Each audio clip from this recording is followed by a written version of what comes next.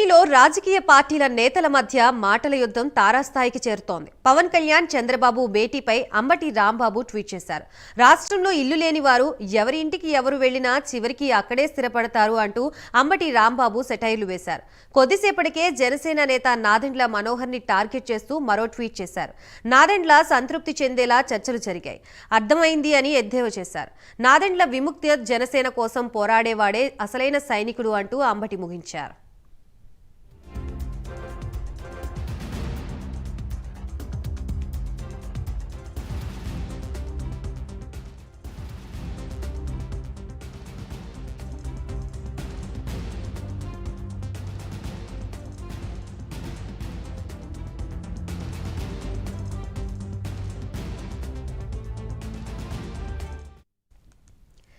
ఏపీలో రాజకీయ పార్టీల నేతల మధ్య మాటల యుద్ధం తారాస్థాయికి చేరుతోంది. పవన్ కళ్యాణ్ చంద్రబాబు భేటీపై అంబటి రాంబాబు ట్వీట్ చేశారు.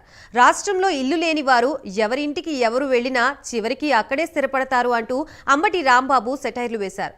కొద్దిసేపటికే జనసేన నేత నాదెండ్ల మనోహర్ ని టార్గెట్ చేస్తూ మరో ట్వీట్ చేశారు. నాదెండ్ల సంతృప్తి చెందేలా చర్చలు జరిగాయి, అర్థమైందా అని ఎద్దేవా చేశారు. నాదెండ్ల విముక్త జనసేన కోసం పోరాడేవాడే అసలైన సైనికుడు అంటూ అంబటి ముగించారు.